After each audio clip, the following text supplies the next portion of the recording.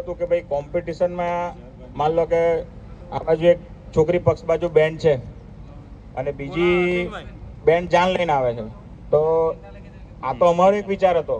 તમને બધાને યોગ્ય લાગે ના લાગે એ વાત અલગ છે. તમે સજેસ્ટ કરજો કે ભાઈ આપણે આવું નહીં આવું કરી શકીએ.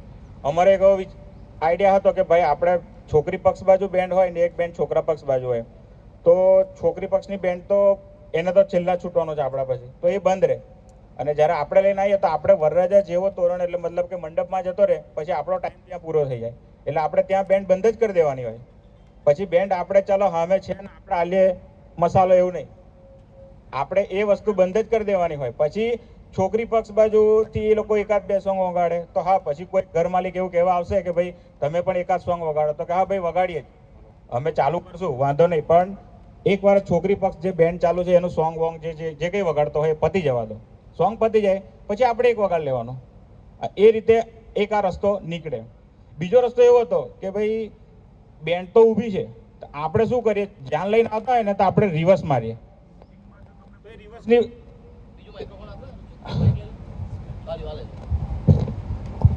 હલો, તો એ રિવર્સની પ્રથા જ બંધ કરી દઈએ આપણે, સીધું જ જવાનું, એટલે કંઈ તકલીફ થાય જ ના. એક આ હતું અમારું કે ભાઈ આ રીતના આપણે બંધ કરી શકીએ. આ બીજા કોઈને કંઈક હોય કે ભાઈ આ રીતે નહીં આ રીતે બી બંધ કરી શકીએ તો આપણે કરીએ.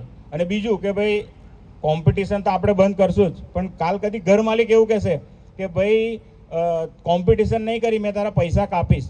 પણ ભાઈ એ આપણને એના લગ્નમાં જેની મેઇન વિધિ છે એના માટે બોલાવે છે, નહીં કે કોમ્પિટિશન માટે. અને કોમ્પિટિશન કરશું, જોવાવાળા બી ઘણા આવશે. તમે એક જ વસ્તુ વિચારો, નુકસાન જશે કોનું?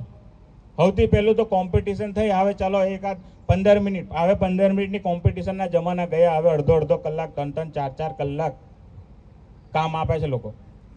એટલે એ આપણે બંધ કરશું. બંધ કરવાનો ફાયદો એક જ છે કે એની આપણા સૌથી વધારે આપણું વસ્તુ વપરાય છે. અને કોમ્પિટિશનમાં આપણે જે ગેન ખોલીને વગાડીએ છીએ એમાં સૌથી વધારે નુકસાન આપણું જાય છે. બીજું કે આપણા કારીગરો 2-3 કલાક થાકે છે. એટલું જ કોમ્પિટિશન ના થાય તો એ કારીગરોને એટલો આરામ મળે તો બીજા પ્રોગ્રામમાં બીજી જગ્યાએ સારું પરફોર્મન્સ આપી શકે. એટલે આવા એક મુદ્દા હતા. અને જે પેમેન્ટ કપાવવાની વાત છે કે ભાઈ કોમ્પિટિશન નહીં થઈ તો પૈસા કાપશું, તો ઘર માલિકે પૈસા કાપી નહીં શકે. આપણે યુનિયન બનાવશું તો એનો પણ એક ઠરાવ કરશું કે ભાઈ તમે અમને કોમ્પિટિશન માટે નથી બોલાવતા, તમે તમારા છોકરાનું કે છોકરીનું લગ્ન છે એના માટે બોલાવો છો, બરાબર. અને એમાં અમુક છે નિયમો કે ભાઈ આપણે દંડનું આયોજન કરશું, દંડ કરશું તો જ આ બધું કાબૂમાં કે કંટ્રોલમાં આવશે, બાકી કંટ્રોલમાં આવવાનું નથી. અને હું એકલો કે અહીં કોઈ બેઠેલા એકલા કંટ્રોલ નથી લાવવાના, આપણે બધા જ કંટ્રોલ લાવવું પડશે, તો જ આપણા ધંધાનું ભવિષ્ય છે. બાકી તમે વર્ષ 2 વર્ષમાં આપણો ધંધો પૂરો એવું સમજી લો. અને આ નહીં કરીએ તો આપણને બહુ જ તકલીફ પડવાની. માલિકો તમે પોતે વિચારો, સૌથી વધારે વિચારવાનું છે માલિકોને કે આજે માલિક કેટલી સ્ટ્રગલ કરીને બેન્ડ ઊભી કરે. આ હમણાં મેં નવું સાઉન્ડ લીધું, બીજા વર્ષે તો એટલું અપડેટ આવી જાય છે, કે એમાં તમારે જેટલા પૈસા તમે કમાયા નહીં ને એટલા પૈસા તો નાખવા જ પડે. માલિકને સોટ્ટો ક્યારે પડે? પહેલા મહિનાથી 5મા મહિના સુધી માલિકનો સોટ્ટો, પછી માલિકનો કોઈ સોટ્ટો નહીં, પછી માલિકે પૈસા જ શોધવાના. તો કેટલા વર્ષ આવું ચાલશે? એટલે આપણે નક્કી કરવાનું કે હવે આપણે શું કરવું છે. એક લીગલ કંઈક વ્યવસ્થિત આ એસોસિએશન બનાવી એના નીતિ નિયમોથી ચાલીએ. અને નીતિ નિયમોથી એક જણે નહીં બધા જ ચાલવું પડશે તો થશે. નહીં તો કાલથી વિડીયો આવવા માંડશે, તમે મોટી વાતો કરતા હતા પણ જો ફલાણી બેન્ડની કોમ્પિટિશન થઈ ગઈ. હવે એના માટે અમે થોડા જવાબદાર છે. મેં મારી બેન્ડને આજે હું જવાબદારી લઉં છું કે હું કોમ્પિટિશન નહીં કરું. તમારામાં બધામાં એટલી તેવડ હોય છે કે બધા જ કરો. અને આ બધું આપણા માટે સારું જ, બીજા માટે નહીં, આપણા માટે સારું જ. આજે કોમ્પિટિશન લીધા એકાદ 2 બેન્ડ મુકાઈ ગયા. હવે જે કંઈ કાયદાકીય જોગવાઈમાં જે કંઈ લાગતું હશે, આજે એક બેન્ડ મુકાય એટલે તમે વિચારો 10-10, 15-15 દિવસ એ મુકાઈ રહે તો એના પ્રોગ્રામોનો જે લોસ છે એ કોણ ભરશે? જે કોમ્પિટિશન કરાવે તે થોડો તમને કહેશે કે ચાલ રવા દે, હું તારા રોજના જે નફો તારા 20-25 હજાર છે હું તને 5 પ્રોગ્રામ લેખે આપી દઉં. કોઈ નહીં આપે. એટલે આપણા ખોટનો ભાગીદાર કોઈ નહીં, આપણે જ છે. આપણે છે ને આપણા કારીગરો છે. તો આપણે હવે એવું નક્કી કંઈક કરીએ, અને આ નક્કી કરીએ છીએ તો એનામાં આપણે બધા સહભાગી બનીએ કે ભાઈ કોમ્પિટિશનો નહીં કરીએ. ધંધો બચાવવો હોય તો ભાઈ, જેને ધંધો ના જ બચાવવો હોય ને જેને કરવું જ છે તો પછી એનો તો કોઈ રસ્તો નહીં આવે. અને સમય જતાં એસોસિએશન બનશે તો એવા માણસોનું એક લિસ્ટ બનશે જેને એસોસિએશન ગમે તેવા પ્રોબ્લેમ હશે એ અમે હેલ્પ નહીં કરીએ.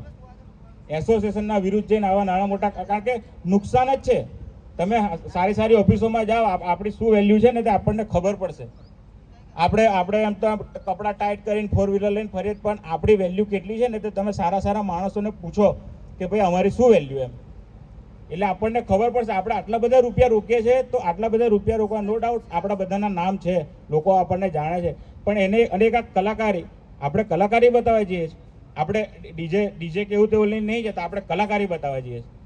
ડીજેનું તો ચાલો એ લોકોને એક સિસ્ટમ છે કે ભાઈ એ લોકો પેલો એનાથી વગાડે છે, તો આપણે થોડા એવું કરીએ. આપણે તો આ બધું કરવા માટે પ્રેક્ટિસો કેટલી કરીએ છીએ, એની પાછળ ખર્ચા કેટલા કરીએ છીએ, કલાકારોની મહેનત કેટલી કરાવીએ, આ બધું કરીએ છીએ ચોમાસામાં. તો પછી આપણે આ 5 મહિના 100 દિવસ, આપણે 365 દિવસમાંથી 100 દિવસ કામ કરીએ તો પણ આપણે લોકો તકલીફમાં.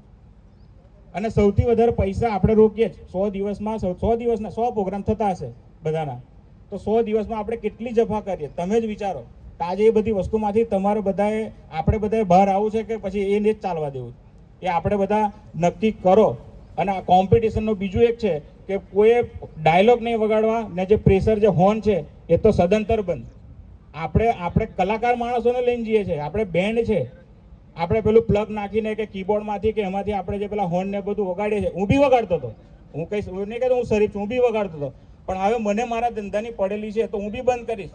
તો તમે બધા એ વસ્તુ પર એગ્રી છો, અને એગ્રી ના હોય તો થાવ, કારણ કે થવું પડશે. નહીં તો આ ધંધા તમે જ વિચારો કે અત્યારે જે આપણે કમાય આર્ટિસ્ટો જે હાજરી લે છે, એ હાજરીમાં બીજી જગ્યાએ ખેતરમાં કે કોઈ જગ્યાએ કે તમે માલિક કામ કરી શકશો? નહીં કરી શકીએ, કારણ કે ત્યાં આપણી કદર કિંમત એટલી જ છે.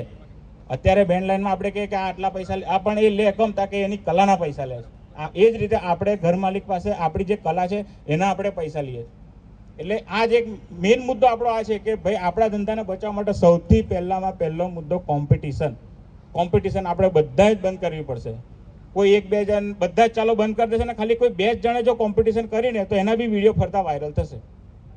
તો એમાં અમુક એવું છે કે ભાઈ હવે કોમ્પિટિશન કોઈ કરશે તો એની માટે એસોસિએશન બનશે, તો જેના વિડીયો આવશે એસોસિએશન એની પર કાયદેસરની કાર્યવાહી કરશે. કાયદેસરની કાર્યવાહી એસોસિએશનમાં આખો ઠરાવ થશે, અને એ ઠરાવના અનુસંધાનમાં એની પર કાયદેસરની લીગલી એ બેન્ડ પર કાર્યવાહી થશે. અને બીજું કે બેન્ડ માલિકને છોડીને જે ઘર માલિક જો પૈસા કાપશે તો એ વેલિડ ગણાય નહીં. ઘર માલિક જો પૈસા કાપશે તો આપણને ઘર માલિક કોમ્પિટિશન કરવા તો બોલાવતો જ નથી. તો એનો કોઈ વિષય નથી કોમ્પિટિશનનો. આપણે જઈએ છીએ ને આપણે એકબીજાનું પરફોર્મન્સ બતાવવા કોમ્પિટિશન કરીએ, તો એ જે પૈસા કપાવવાનો વિષય છે પણ એ લોકો નહીં કરી શકે. ક્યારે? જ્યારે આપણે આ બધું એક્ટિવ થશું, યુનિયન બનાવીશું, આ બધું કરશું, તો એ બધી વસ્તુ થશે. એટલે તમે લોકો આ જે સંમતિ પત્ર છે, સંમતિ પત્ર આપણે બધાએ જ જેટલી બેન્ડવાળા છે બધા જ ભરવાના છે, અને આપણે સંમતિ પત્ર અહીંયા જમા કરાવવાના છે. એટલે એના બેઝ પર આપણે યુનિયનનું બધું જ કામ પતી ગયું. ખાલી તમારા બધાની સહેમતિ જોઈએ છે કે ભાઈ અમે યુનિયન બનાવવા માટે સહેમત છે. અને સહેમત એકલા નહીં, જે યુનિયનના નીતિ નિયમો હશે એ પ્રમાણે અમે ચાલશું, અને એ પ્રમાણે ચાલશું ને તો મેં એટલું માનું છું કે આપણને કોઈ જાતની તકલીફ થાય નહીં.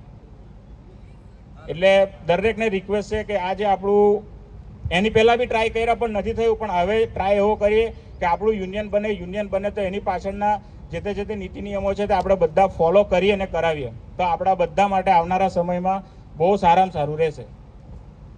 હવે કોઈને કંઈ હોય કે હજુ બીજી રીતે બી કોમ્પિટિશનમાં કંઈક ચેન્જ કરવા જેવું છે, આવી રીતે બદલાવ લાવી શકીએ તો કહો, નહીં તો પછી ના હોય તો બધાની સહેમતીથી આ એક મુદ્દો જે છે કે ભાઈ આ રીતે આપણે બંધ કરવાનું એ આપણે નક્કી કરીએ.